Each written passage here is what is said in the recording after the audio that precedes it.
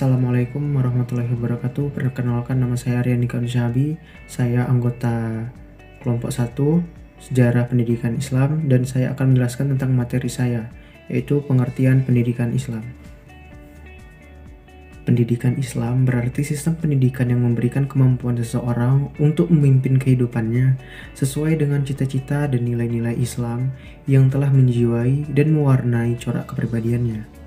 Dengan kata lain, pendidikan Islam adalah suatu sistem kependidikan yang mencakup seluruh aspek kehidupan yang dibutuhkan oleh hamba Allah, sebagaimana Islam telah menjadi pedoman bagi seluruh aspek kehidupan manusia, baik duniawi maupun ukhrawi. Baiklah, penjelasan selanjutnya akan dijelaskan oleh anggota kelompok saya yang lainnya. Pengertian, pembinaan, dan bagaimana pendidikan masa pembinaan Islam periode Mekah. Yang pertama, pengertian pembinaan. Masa pembinaan Islam adalah masa di mana proses penurunan ajaran Islam kepada Nabi Muhammad SAW dan proses pembudayaannya masuknya ke dalam kebudayaan manusiawi, sehingga diterima dan menjadi unsur yang menyatukan dalam kebudayaan manusia berlangsung. Kedua, pendidikan masa pembinaan Islam periode Mekah. Pendidikan masa pembinaan Islam periode Mekah yakni sejak Nabi diutus sebagai Rasul hingga hijrah ke Madinah, kurang lebih sejak 610 sampai 622 Masehi, atau selama 12 tahun 5 bulan 21 hari. Mula-mula pola pendidikan dilaksanakan secara sembunyi-sembunyi mengingat kondisi sosial politik yang belum stabil. Setelah selama lebih dari 3 tahun berdakwah secara sembunyi-sembunyi, turunlah perintah agar Nabi menjalankan dakwahnya secara terbuka, yakni dalam Quran Surat Al-Hijr ayat 94, yang artinya, maka sampaikanlah olehmu secara terang-terangan segala apa yang diperintahkan kepadamu, dan berpalinglah dari orang-orang yang musyrik.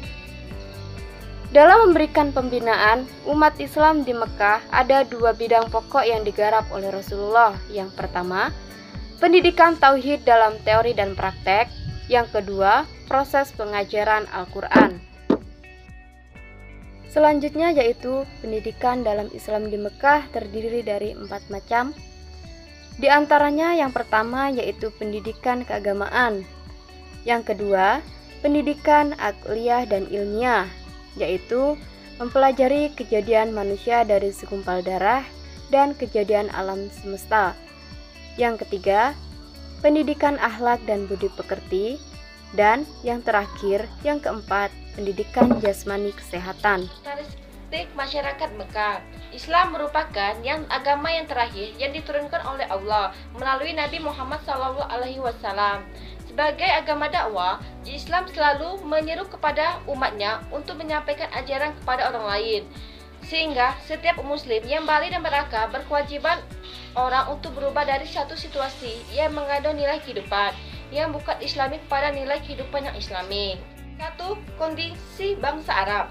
Sebelum kedatangan Islam, sebagaimana diketahui bahwa kondisi masyarakat atau bangsa Arab sebelum Islam dikenal sebagai zaman jahiliyah atau zaman kebodohan, di mana pada masa ini masyarakat Arab hidup tidak berdasarkan aturan agama yang benar, tetapi berdasar kesukuan. 2. Sosial budaya.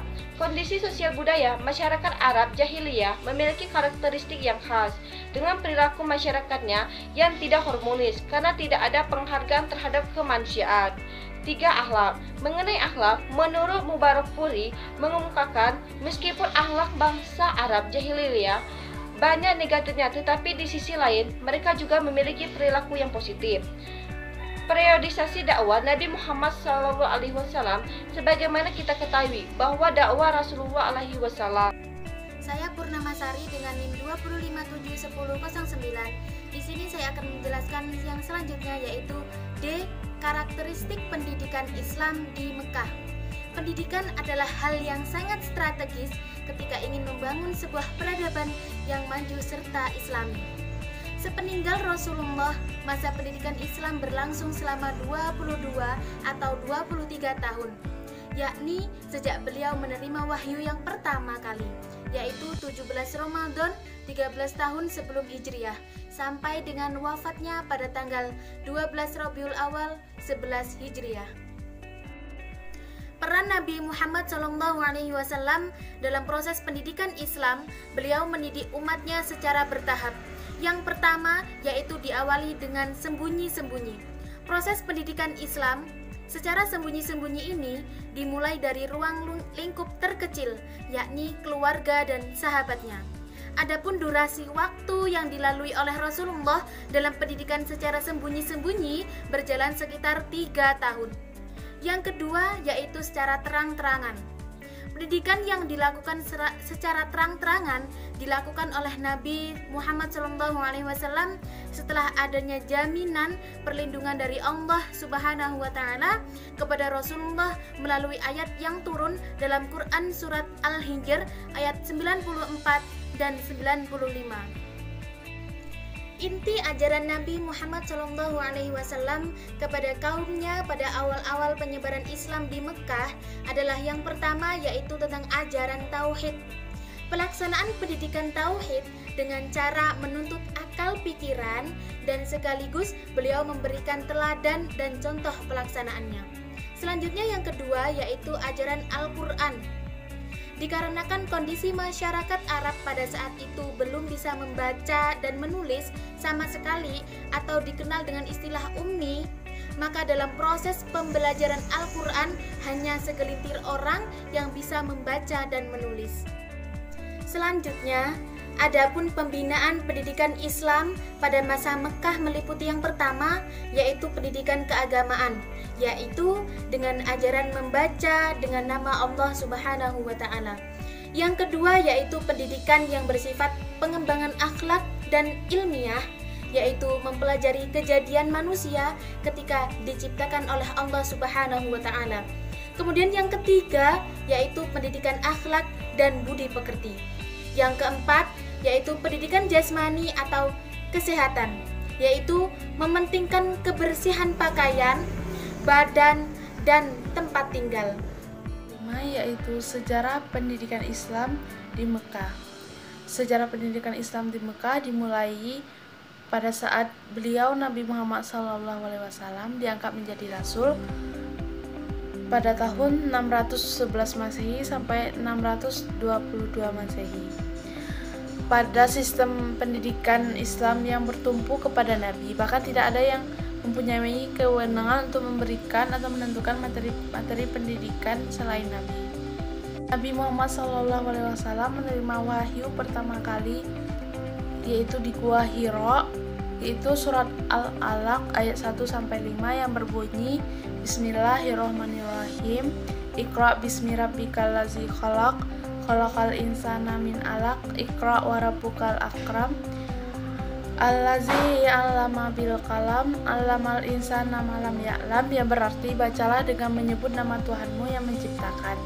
Dia telah menciptakan manusia dari segumpal darah. Bacalah, dan Tuhanmu lah yang maha mulia. Dia mengajarkan manusia dengan pena. Dia mengajarkan manusia apa-apa yang tidak diketahuinya. Kemudian disusul oleh wahyu yang kedua yaitu surah Al-Mudaththir ayat 1-7. Dengan turunnya wahyu ini, Nabi Muhammad SAW telah diberi tugas oleh Allah supaya bangun, melemparkan kain selimut dan menyingsingkan lengan baju untuk memberi peringatan dan pengajaran kepada seluruh umat manusia sebagai tugas suci, tugas mendidik dan mengajar Islam. Kemudian kedua wahyu itu diikuti oleh wahyu-wahyu yang lain. Semuanya itu disampaikan dan diajarkan oleh Nabi mula-mulanya kepada karib kerabatnya dan teman-teman sejawatnya dengan cara sembunyi-sembunyi. Setelah banyak yang memeluk Islam, lalu Nabi menyediakan rumah Al-Arqam bil Abil Arqam untuk tempat pertemuan. Lalu turunlah wahyu untuk menyuruh kepada Nabi supaya menyiarkan agama Islam kepada seluruh penduduk Jazirah Arab dengan terang-terangan, melaksanakan tugas itu dengan sebaik-baiknya. Banyak tantangan dan penderitaan yang diterima Nabi dan sahabat-sahabatnya. Nabi tetap melakukan penyiaran Islam dan mendidik sahabat-sahabatnya dengan pendidikan Islam. Dalam masa pembinaan pendidikan agama Islam di Mekah, Nabi Muhammad juga mengajarkan Al-Quran karena Al-Quran merupakan intisari dan sumber pokok ajaran Islam. Di samping itu, Nabi Muhammad SAW mengajarkan tauhid kepada umatnya. Dalam bukunya Sejarah Pendidikan Islam menyatakan bahwa pembinaan pendidikan Islam pada masa Mekah meliputi satu, pendidikan keagamaan, yaitu hendaklah membaca dengan nama Allah semata, jangan dipersekutukan dengan nama berhala. Kedua, pendidikan akhliyah dan ilmiah, yaitu mempelajari kejadian manusia dari segumpal darah dan kejadian alam semesta. Yang ketiga yaitu pendidikan akhlak dan budi pekerti, yaitu Nabi Muhammad SAW mengajarkan kepada sahabatnya agar berakhlak baik sesuai dengan ajaran tauhid. Yang keempat yaitu pendidikan jasmani atau kesehatan, yaitu mementingkan kebersihan pakaian, badan, dan tempat kediaman. Materi selanjutnya yaitu tahapan pendidikan Islam. Pola pendidikan yang dilakukan Rasulullah sejalan dengan tahapan-tahapan dakwah yang disampaikan kepada kaum Quraisy. Dalam hal ini Kamaruzaman di dalam buku Sejarah Pendidikan Islam membaginya menjadi 3 tahap. Tahap yang pertama yaitu tahap pendidikan Islam secara sembunyi-sembunyi dan perorangan.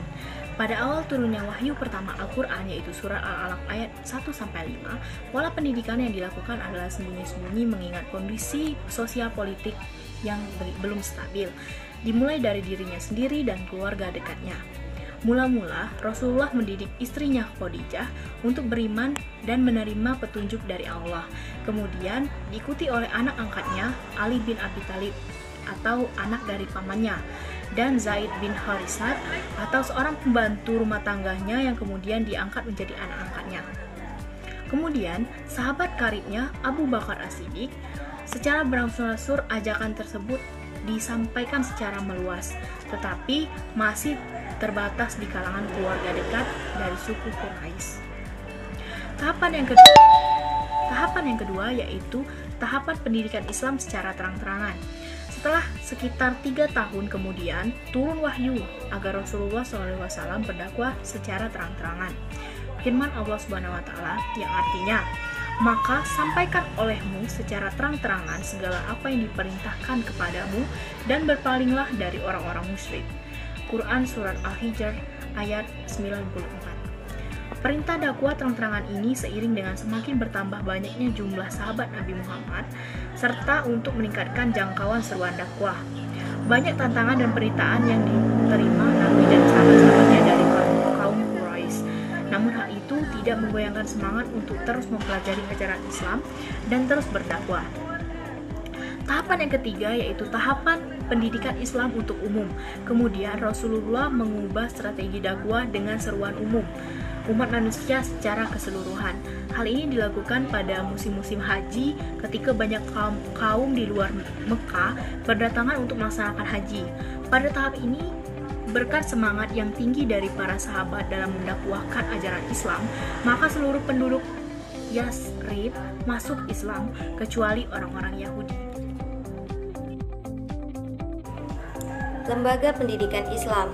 Dalam catatan sejarah pendidikan Islam di periode Mekah menyebutkan ada 2 tempat yang menjadi lembaga pendidikan Islam, di antaranya yang pertama Darul Arqam, yang merupakan tempat pertama berkumpulnya kaum muslimin beserta Rasulullah SAW untuk belajar hukum-hukum dan dasar-dasar ajaran Islam. Rumah ini merupakan lembaga pendidikan pertama atau madrasah yang pertama sekali dalam Islam, dan Rasulullah SAW yang bertugas sebagai sang pengajar. Tempat yang kedua disebut sebagai Kutab. Kutab merupakan tempat pendidikan paling tua, bahkan ada yang mengatakan Kutab lahir sebelum datangnya Islam. Pendidikan di Kutab pada awalnya lebih terfokus pada materi baca tulis sastra, syair Arab, dan pembelajaran berhitung. Namun setelah datangnya Islam, materinya ditambah dengan materi baca tulis Al-Quran dan memahami hukum-hukum Islam. Assalamualaikum warahmatullahi wabarakatuh. Perkenalkan saya Ibu Nopida dengan NIM 2571004. Di sini saya akan melanjutkan pembahasan kami selanjutnya, yaitu mengenai materi pendidikan Islam di Mekah. Mekah yang sebelum kedatangan Islam sangat jauh dari nilai-nilai akidah monoteisme atau tauhid sebagaimana yang sudah diusung oleh junjungan nabi-nabi sebelumnya. Sebagai implikasinya, Rasulullah dalam penguatan materi pendidikan di periode Mekah sangat mengutamakan perbaikan akidah dan tauhid. Materi yang diajarkan hanya berkisar pada ayat-ayat Makkiyah sejumlah 93 surat dan petunjuk-petunjuknya yang dikenal dengan sebutan sunnah dan hadis. Dan materi yang diajarkan menerangkan tentang kajian keagamaan yang menerbitkan pada keimanan, ibadah, dan akhlak. Secara umum, muatan materi pendidikan pada Islam periode Mekah yang diberikan oleh Rasulullah dibagi menjadi 4 bagian, antara lain yaitu yang pertama, pendidikan tauhid. Materi ini lebih difokuskan untuk memurnikan ajaran agama tauhid yang dibawa Nabi Ibrahim yang telah diselewengkan oleh masyarakat jahiliyah. Selain itu, pelaksanaan atau praktik pendidikan tauhid juga yang diberikan oleh Nabi Muhammad SAW kepada umatnya dengan cara yang sangat bijaksana, yaitu dengan menuntun akal pikiran untuk mendapatkan dan meniru pengertian tauhid yang diajarkan. Dan sekaligus beliau memberikan teladan dan contoh bagaimana pelaksanaan ajaran tersebut dalam kehidupan sehari-hari secara konkret. Kemudian beliau memerintahkan agar umatnya mencontoh praktek pelaksanaan tersebut sesuai dengan apa yang dicontohkannya. Yang kedua, materi pengajaran Al-Quran. Materi ini dirinci kepada pertama, materi baca tulis dalam dunia sekarang dikenal imla dan iqra. Kedua, materi menghafal ayat-ayat Al-Quran.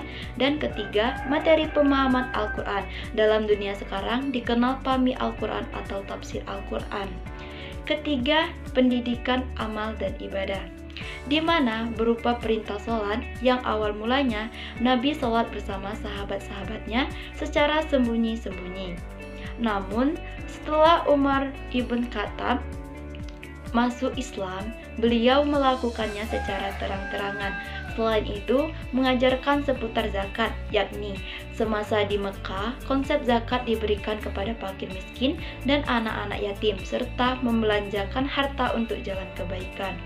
Yang keempat atau yang terakhir yaitu pendidikan akhlak, di mana Nabi semasa di Mekah sangat menekankan kepribadian yang baik atau akhlakul mahmudah, di antaranya yaitu yang pertama, adil yang mutlak meskipun terhadap keluarga atau diri sendiri. Yang kedua, pemaaf. Yang ketiga, menepati janji tepat pada waktunya. Yang keempat, takut kepada Allah semata dan tiada takut kepada berhala. Yang kelima, berbuat kebaikan kepada kedua orang tua dan sebagainya. Pada Islam, maka materi pengajaran Al-Quran yang diberikan hanya berkisar pada ayat-ayat Al-Quran pada surat-surat yang diturunkan ketika Nabi sebelum hijrah ke Madinah. Surat yang diturunkan di Mekah inilah yang kemudian dikenal dengan nama surat Makkiyah. Itu saja pembahasan mengenai materi pendidikan di Mekah. Pembahasan selanjutnya akan dijelaskan oleh rekan saya. Perkenalkan, nama saya Isriani dengan NIM 205710003. Di sini saya akan menjelaskan tentang metode pendidikan Islam di Mekah. Adapun metode pendidikan yang dilakukan Rasulullah SAW dalam mendidik sahabatnya antara lain yang pertama, metode ceramah, menyampaikan wahyu yang baru diterimanya dan memberikan penjelasan-penjelasan dan keterangan-keterangannya. 2. Dialog, misalnya dialog antara Rasulullah SAW dengan para sahabat dalam mengatur strategi perang. 3. Diskusi atau tanya jawab, sering sahabat bertanya kepada Rasulullah tentang suatu hukum dan Rasulullah menjawab. 4. Metode perumpamaan, misalnya orang mukmin itu laksana satu tubuh. Bila salah satu tubuh sakit, maka tubuh lain merasakannya. 5. Metode kisah, misalnya kisah beliau tentang dalam perjalanan Isra Mi'raj dan kisah tentang pertemuan Nabi Musa dan Nabi Khidir. Metode pembiasaan, yaitu membiasakan kaum muslimin salat berjamaah. 7. Metode hafalan, para sahabat dianjurkan menjaga Al-Quran dengan menghafalnya. Adapun salah satu faktor penting metode pendidikan Islam, adanya kejayaan pendidikan Islam yang dijalankan Rasulullah SAW. Faktor tersebut ialah karena Rasulullah SAW menjadikan dirinya sebagai model dan teladan bagi umatnya.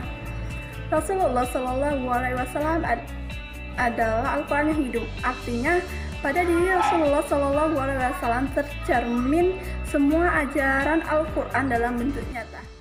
Pembahasan yang terakhir yaitu kurikulum pendidikan Islam di Mekah.